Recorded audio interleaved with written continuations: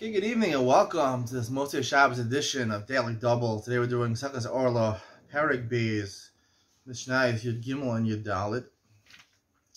Mishnah Yud Gimel states, Kalim Shasachan B'Shamin Tameh, Chazer Sachan B'Shamin Tar. This is obviously related to Tuma and Tar, not to Masata Orlah, but it's related to the previous Machlokas about whether you go after the last or the first when you have two things mixed in. So you anointed it with.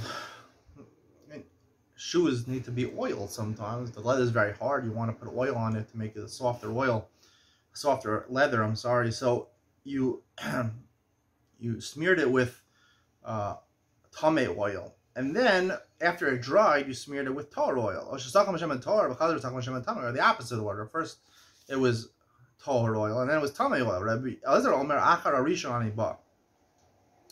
He says you go after the first one, the predominant oil in the shoe, even though both were absorbed in it, right? When you wear it, a little bit of the oil oozes out. So the primary oil that's saturating the shoe or whatever leather you rubbed it into is the first one. The first one, even though last time he said achar achar, here he said achar rishon when it comes to shemen. And they say no, the oil that would ooze out after you start wearing it is really from the last one.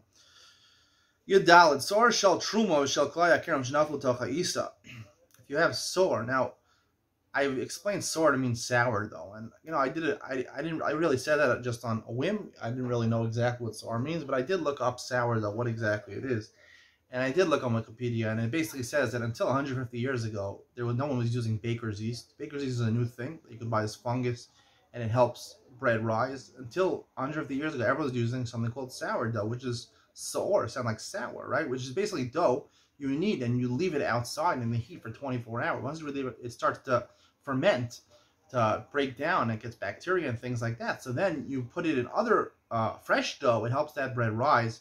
That's what sour is, that's sourdough. It's one of the things, chametz and sour, also on Pesach.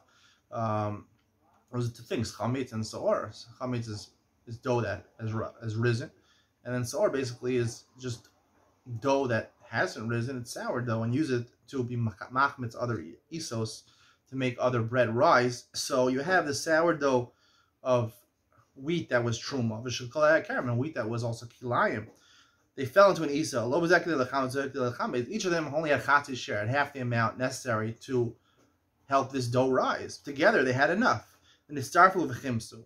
Together they had enough, and they helped the bread rise. Also lazar mutal the Chum hold the bread is also lazarim, it's also to a regular Yisrael, and mutter the Kohanim. It's mutter the Kohanim because it's truma. Truma, right? Truma and klei akarim are both also to zarim, but truma is not also to Kohanim, only klei akarim. So chatzi shir of klei akarim is not going to answer for the Kohanim.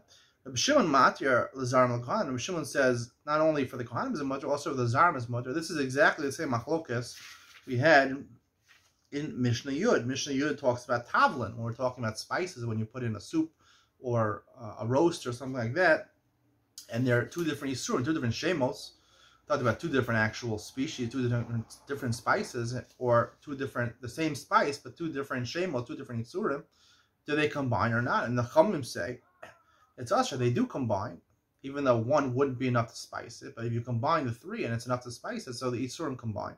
Which is exactly what happens over here, that it also lazarim, klaya karim, and the truma also lazarim. Rav Shimon says they're not mitzarif, like he says in Mishnah Yud, by tavlin also, it's not mitzarif, so therefore it's mutter also to the zarim, to Yisraelim, because the truma is not enough, and the klaya karim is not enough. So if you look at them each independently, and both of them are chatzi share, and we mentioned by chatzi share, it's an Isra Gavra, there's no concept of chatzi share and Isra Gavra.